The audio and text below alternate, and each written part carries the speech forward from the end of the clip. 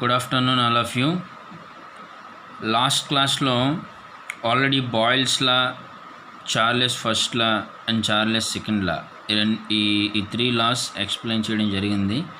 But at the ఎండ్లో చిన్న network correction వల్ల సడన్గా మీటింగ్ నుంచి ఎండ్ అయిపోవడం జరిగింది.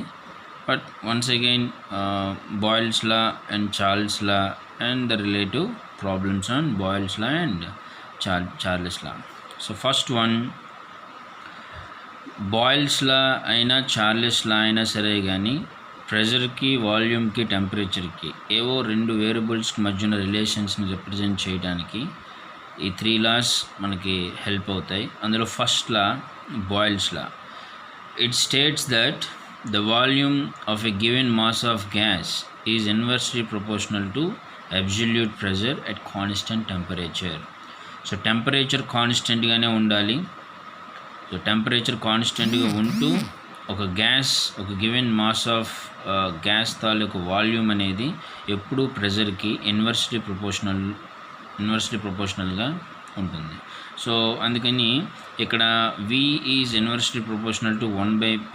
నార్మల్గా ప్రపోర్షనల్కి సింబల్ ఇదే ఉంటుంది, బట్ 1/P అంటే obviously these two are inversely proportional. So if V increases, P will drop. If P increases, V will drop. Here V is the volume of mass, P is the pressure of given mass. So దీనికి సైమల్టేనియస్గా PV diagram draw చేసుకుంటే మనం తీసుకునే horizontal axis మీద ఎప్పుడు కూడా వాల్యూమ్ని plot చేస్తాం, అట్లాగే vertical axis మీద ఎప్పుడు కూడా ప్రెషర్ని ప్లాట్ చేస్తాం. సో దీన్ని ఎర్లియర్ క్లాసెస్లో చెప్పినట్టే ఎందుకు ఈ లాస్ అన్నీ హెల్ప్ అవుతాయి అంటే, యూజువల్గా గ్యాస్ మీద రన్ అయ్యే ఎక్విప్మెంట్స్ అన్నోట్ల తాలూకా ఒక వర్కింగ్ ప్రిన్సిపల్ కానీ, లేదంటే దాని మెకానిజం కానీ, లోపల ఉన్న జరుగుతున్న సినారియో కానీ మనకు తెలియాలి అంటే సో డెఫినెట్గా అది కొన్ని లాస్ని ఒబే చేయాలి.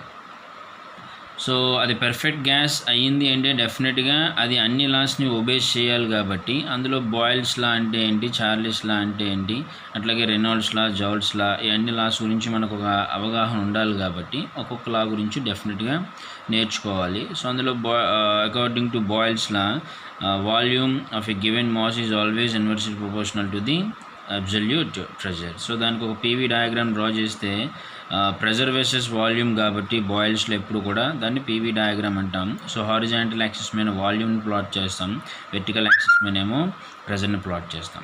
సో ఈ PV డయాగ్రామ్ తాలూకా గ్రాఫ్ ఎప్పుడు కూడా ఒక ఇంజిన్ విత్ సిలిండర్ అరేంజ్మెంట్ డయాగ్రామ్తో బేస్ అయ్యి డ్రా చేస్తే ఆ యారో హెడ్ ఎందుకు కిందకి డ్రాప్ అయ్యింది, అగైన్ మళ్ళీ ఎట్లా అది రైజ్ అవుతుంది అనే విషయం మనకి హెల్ప్ అవుతుంది. సో ఈ కింద నేను తీసుకున్న ఈ సిలిండర్ ఏదైతే ఉందో, ఈ టోటల్ ఈ రెక్టాంగిల్ బాక్స్ అంతా కూడా cylinder having one piston.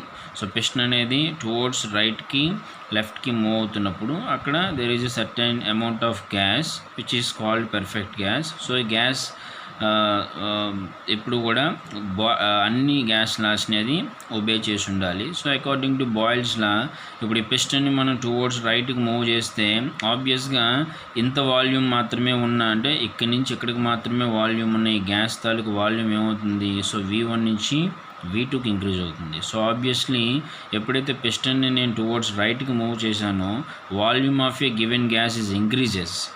So అందుకనే ఈ పాయింట్ నెంబర్ 1 స్టేట్ నెంబర్ 1 అంటే ఇనీషియల్గా వాల్యూమ్ ఇక్కడ ఉంది, అట్లాగే స్టేట్ నెంబర్ 2 ఇనీషియల్గా ఫైనల్గా వాల్యూమ్ ఇక్కడ ఉంది. సో 1తో కంపేర్ చేసుకుంటే 2 దగ్గరికి వచ్చేసరికి వాల్యూమ్ అనేది ఇంక్రీజ్ అయ్యింది. సో అందుకని volume increases from V1 to V2. So at the same time according to Boyle's law, volume increase అయితే ఆబ్వియస్గా ప్రెషర్ ఏమవ్వాలి, డిక్రీజ్ అవ్వాలి. అందుకని ప్రెషర్ అనేది 1 నుంచి 2కి డిక్రీజ్ అయింది. సో వెర్టికల్ యాక్సిస్ మీద ఉన్న వాల్యూస్ అన్నీ కూడా ప్రెషర్ లైన్స్. సో వన్స్ నేను ఇక్కడ P1 అని మార్క్ చేశానంటే P2 కన్నా P1 అనేది కొంచెం హయ్యర్ వాల్యూ.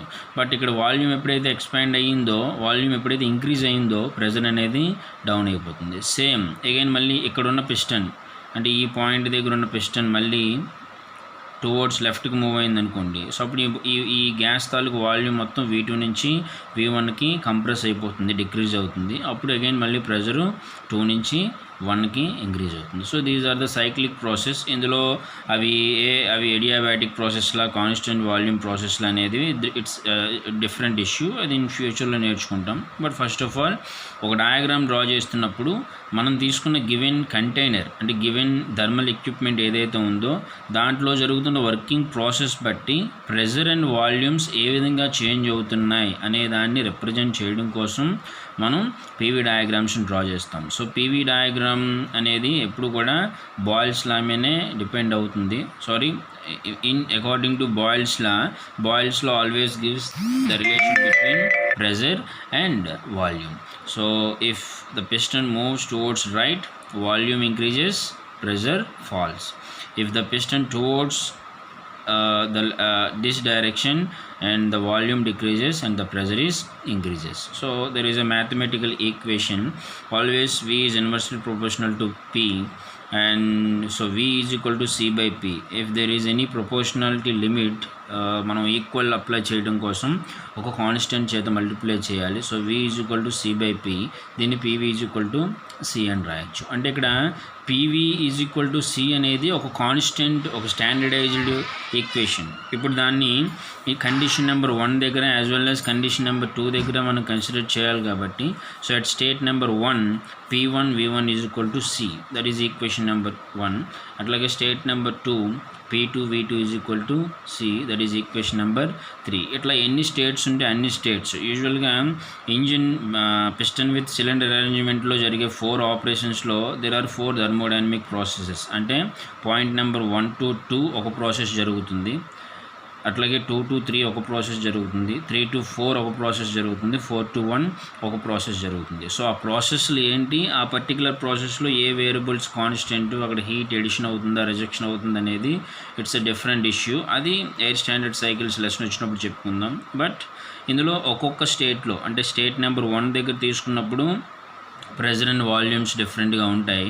అట్లాగే స్టేట్ నెంబర్ 2 దగ్గర తీసుకున్నప్పుడు ప్రెజర్ అండ్ వాల్యూమ్స్ ఇంకా డిఫరెంట్గా ఉంటాయి. మనం ఏ స్టేట్ దగ్గర తీసుకుంటే ఆ స్టేట్ దగ్గర ఆ వాల్యూస్ అన్నీ కూడా డిఫరెంట్గా ఉంటాయి. బట్ ఇక్కడ మోర్ ఓవర్ ఒక ఆన్ అండ్ యావరేజ్గా మనం ఓన్లీ 2 కండిషన్స్ తీసుకున్నాం. At point 1 P1 and V1, at point 2 P2 and V2. So according to Boyle's law, P is equal to constant కాబట్టి స్టేట్ నెంబర్ 1కి వచ్చేసరికి P1 V1 is equal to constant, state number 2కి వచ్చేసరికి P2 V2 is equal to constant. So state number 3కి తీసుకుంటే P3 V3 is equal to constant అవుతుంది. అట్లా ఎన్ని స్టేట్స్లో అయినా సరిగా మనం తీసుకోవచ్చు, బట్ 2 స్టేట్స్ ఎనఫ్ అనమాట. సో ఫ్రమ్ 1 and 2 ఈ 2 ఈక్వేషన్స్ నుంచి మనం ఏం చేయొచ్చు, right side constant values common కాబట్టి, so P1 V1 is equal to P2 and V2. Similarly pressures అన్నీ ఒకవైపు తీసుకొచ్చి వాల్యూమ్స్ అన్నీ ఒకవైపు తీసుకొస్తే, so P1 by P2 is equal to V2 by V1. So this is the final equation for Boyle's law, and Boyle's law always gives the relation between pressure versus volume. So ఒకసారి PV diagram draw చేయడం, not only this law, entire thermal ఇంజనీరింగ్లో PV diagrams కానీ TS diagrams కానీ డెఫినెట్గా మనం కంటిన్యూస్గా draw చేస్తూనే ఉండాలి. సో ఈ డయాగ్రామ్స్ డ్రా చేస్తున్నప్పుడు ఏదో ఒక వెర్టికల్ యాక్సిస్ మీద ప్రెజర్, ఒక హారిజాంటల్ యాక్సిస్ మీద వాల్యూమ్ అని కాకుండా ఆ గ్రాఫ్లో అది ఎందుకు ప్రెజర్ ఫాల్ డౌన్ అయ్యింది, డిక్రీజ్ అయ్యింది, అట్లాగే ప్రెజర్ ఎందుకు ఇంక్రీజ్ అయ్యింది అన్న దానికి ఒక ఇంజిన్, ఒక పిస్టన్ విత్ సిలిండర్ అరేంజ్మెంట్ని మనం అరేంజ్ చేసుకొని, సో ఆ పిస్టన్ తాలూకు మూమెంట్ బట్టి వాల్యూమ్స్ ఎట్లా చేంజ్ అవుతున్నాయి, at the same time volumes change అవుతూ ఉంటే ప్రెజరు ఏమవుతుందన్న విషయాన్ని according to this picture we will draw the diagram PV అనమాట. So in this particular law there is only pressure and volume, so అందుకనే మనం PV డయాగ్రామ్ని plot చేసాం. in this graph on x-axis volume is plotted, on y-axis pressure is plotted. So that is called Boyle's law. So there is one problem on Boyle's law. See, this is the problem. So at final the one equation P1 V1 is equal to P2 V2 ఇక్కడ ఆపేసిన సరిగానే no problem, but pressures అన్నీ ఒకవైపు volumes అన్నీ ఒకవైపు రావాలి కాబట్టి P1 by P2 is equal to V2 by V1. So దీని మీద ఒక ప్రాబ్లం చేస్తే here there is a problem. So ఇక్కడ క్వశ్చన్ ఏంటంటే determine the final pressure of a given gas when 2 cubic meters of gas at 6 bar is heated by keeping the temperature at constant. The final volume is 6 cubic meters. అంటే for example ఇక్కడ ఈ piston with cylinder అరేంజ్మెంట్కి వెళ్ళినప్పుడు ఇక్కడ ఒక certain amount of gas ఉంది. ఇప్పుడు ఇది expand అవ్వాలి అంటే డెఫినెట్గా ఈ గ్యాస్ని మనం ఏం చేయాలి, హీట్ చేయాలి. ఎప్పుడైతే గ్యాస్ని హీట్ చేస్తున్నామో అది ఎక్స్పాండ్ అవుతూ ఈ పిస్టన్ టువర్డ్స్ రైట్కి మూవ్ చేస్తుంది. సో అప్పుడు ఆబ్వియస్గా వాల్యూమ్ అనేది ఇంక్రీజ్ అవుతుంది. సో ఈ గివెన్ ప్రాబ్లంలో ఏం డేటా ఇచ్చాడు మనకి, determine the final pressure of a gas when 2 cubic meter of gas at 6 bar is heated by keeping constant temperature. So ఇనీషియల్గా ఈ గ్యాస్ తాలూకు వాల్యూమ్ 2 cubic meters. ఇప్పుడు ఈ 2 cubic meters ఉన్న ఈ గ్యాస్ని ఏదైతే ఉందో అది 6 bar ప్రెజర్ దగ్గర ఉంది. అంటే ఇనీషియల్ కండిషన్స్ ఏమో వాల్యూమ్ 2 cubic meters, అట్లాగే ప్రెజర్ ఏమో 6 bar. సో ఈ కండిషన్లో ఉన్న గ్యాస్ని మనం కాన్స్టెంట్ టెంపరేచర్ మెయింటైన్ చేస్తూ, ఎందుకు కాన్స్టెంట్ టెంపరేచర్ మెయింటైన్ చేయాలి అంటే ఎప్పుడు కూడా హీట్ ప్రాసెస్లన్నీ కూడా మ్యాక్సిమం కాన్స్టెంట్ టెంపరేచర్ ప్రాసెస్ అంటే టెంపరేచర్ని మనం డీవియేట్ చేస్తూ ఉంటే దాని ప్రెజర్ కానీ వాల్యూమ్ కానీ అనేది డెఫినెట్గా అది చేంజ్ అవుతూ ఉంటుంది. So according to Boyle's law temperature remains always constant.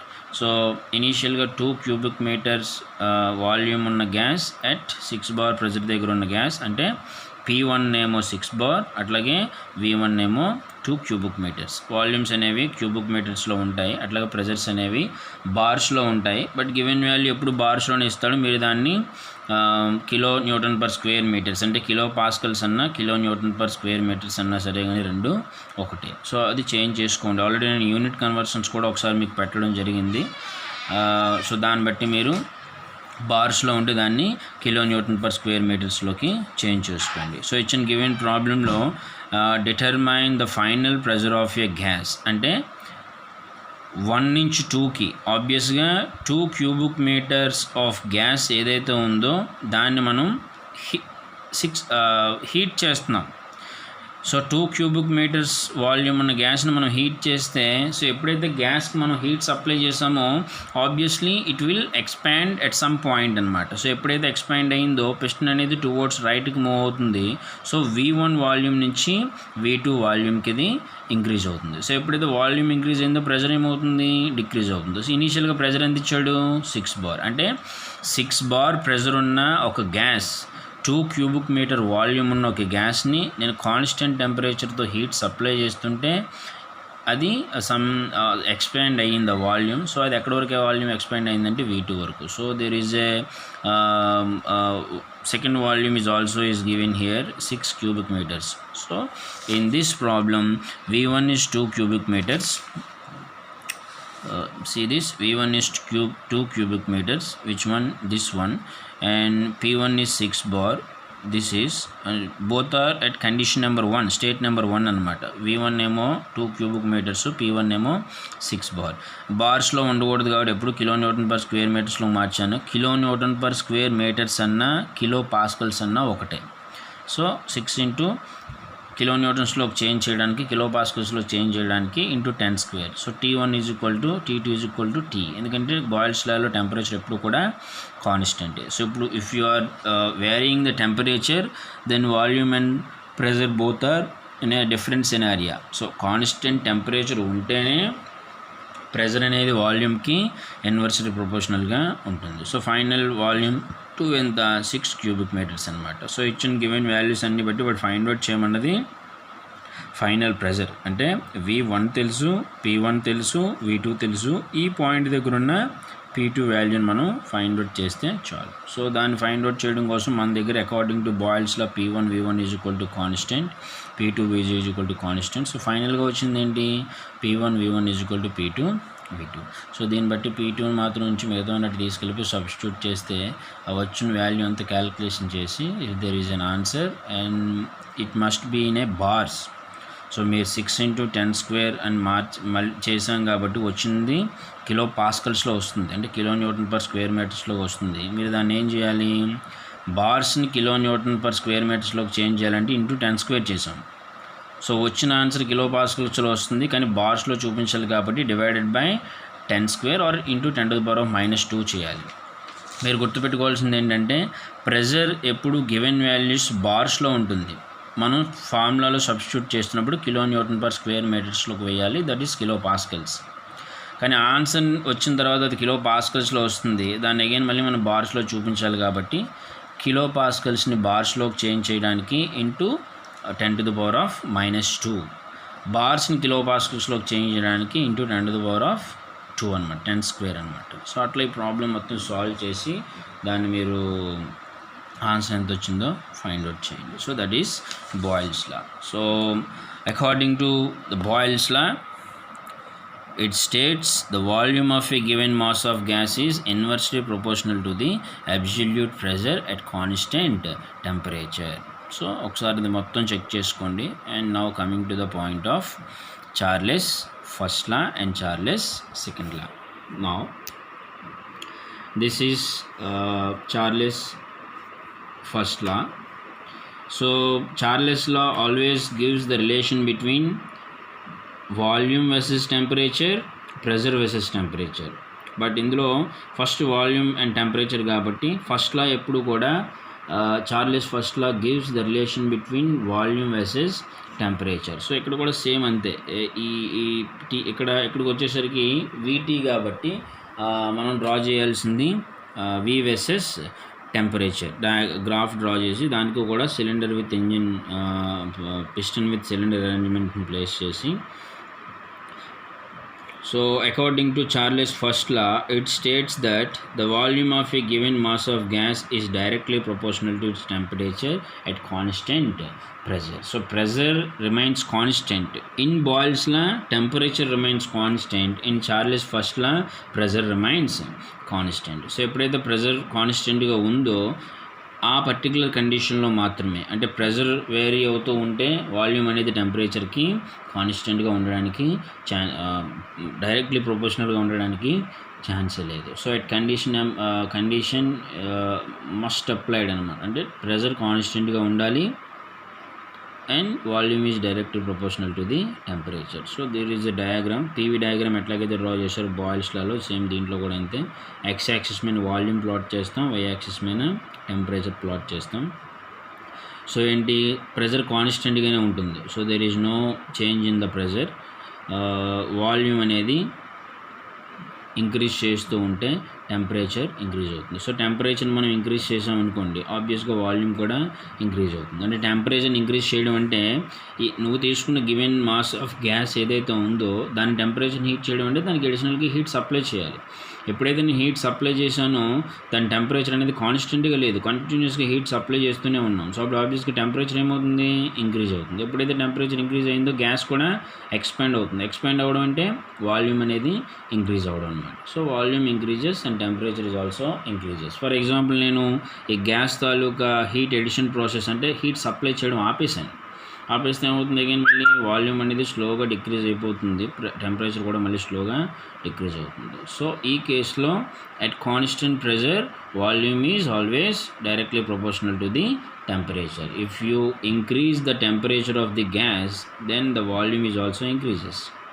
If you decrease the temperature of the gas, then the volume is also decreases. So అందరికీ తెలిసిందే, యూజువల్గా ఒక గ్యాస్ని మనం హీట్ సప్లై చేస్తూ ఉంటే అది కొంచెం ఎక్స్పాండ్ అవుతుంది. సో ఎప్పుడైతే ఎక్స్పాండ్ అవుతుందో ఆబ్వియస్లీ దాని వాల్యూమ్ కూడా ఇంక్రీజ్ అయినట్టే.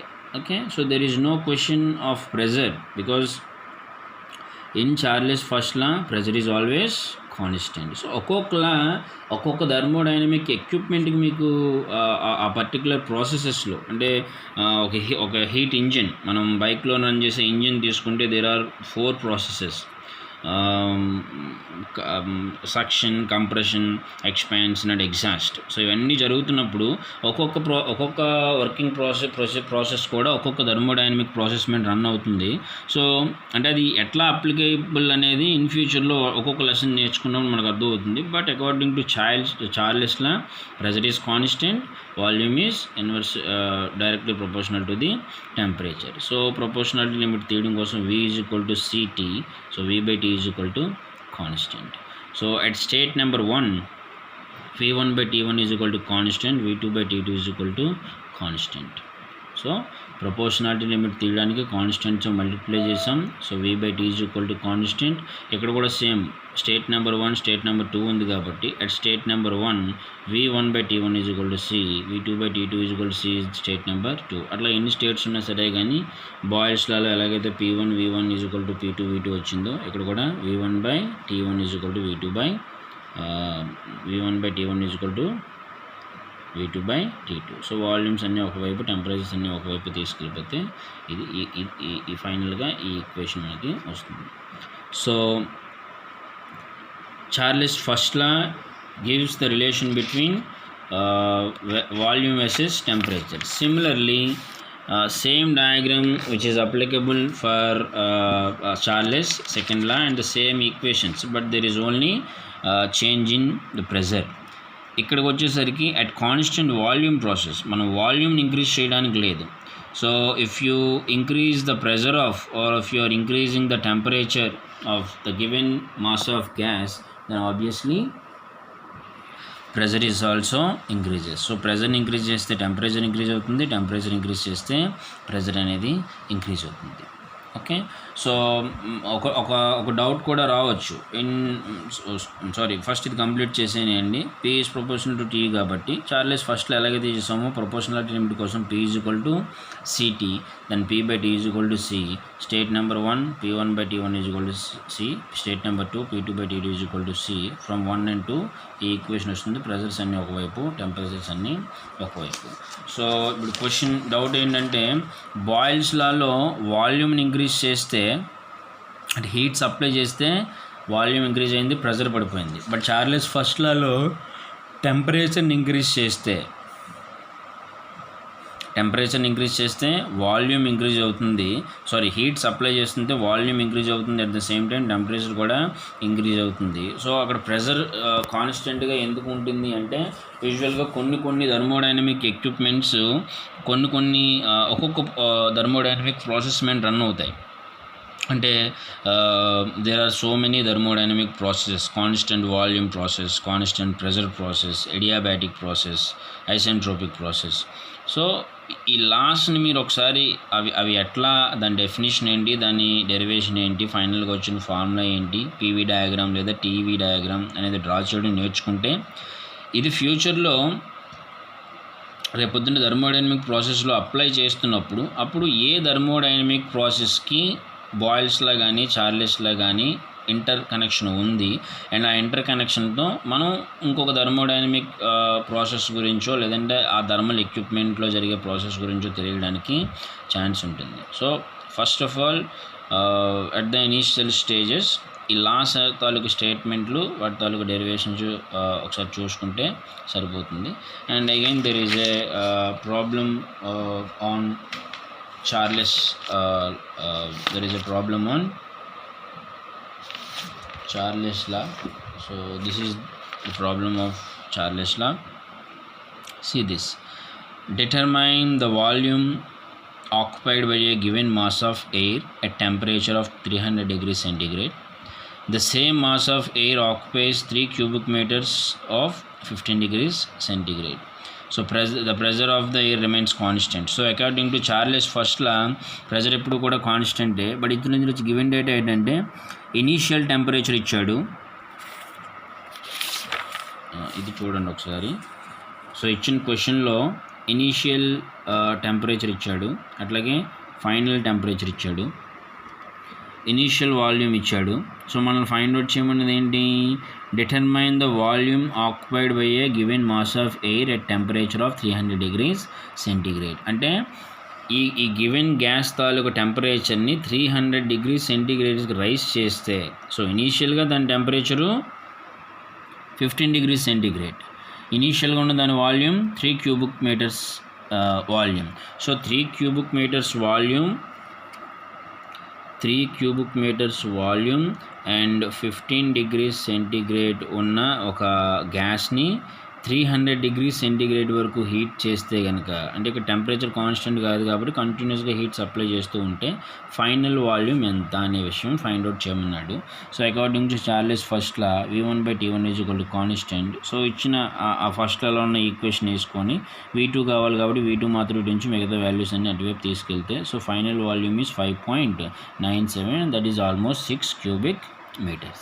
సో అట్లా అలాగే సెకండ్ లా మీద కూడా ప్రాబ్లం ఉంటుంది. సో సెకండ్ లా ప్రాబ్లం ఉన్నప్పుడు ఏంటంటే ఇక్కడ ఇచ్చినప్పుడు వాల్యూమ్ వర్సెస్ టెంపరేచర్ ఇచ్చాడు. సో ఇప్పుడు సెకండ్ లాలో తీసుకున్నప్పుడు ఆబ్వియస్గా ఏముంది ఇక్కడ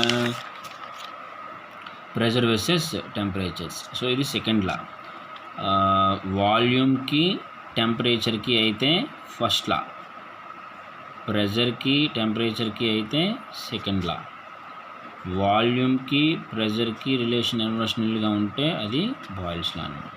సో ఈ 3 లాస్ని ఒకసారి మీరు చెక్ చేసుకొని మళ్ళీ రివైండ్ చేసి లాస్ట్ క్లాస్లో కొంచెం వర్రీగా ఆ రోజున్న వెదర్ కండిషన్స్కి నెట్వర్క్ ప్రాబ్లం రావడం వల్ల సరిగ్గా అవ్వలేదు. బట్ ఈ క్లాస్ని 1-2 సార్లు సరిగ్గా చెక్ చేసుకొని దెన్ ప్రాబ్లమ్స్ కూడా చేయండి. సో మీరు చేయాల్సిన పని ఏంటంటే ఫస్ట్ లెక్చర్ అని ఒక లెక్చర్ పంపించాను, importance and the necessity of thermal engine. అందులో ఉన్న కీ పాయింట్స్ ఫస్ట్ రాస్తారు.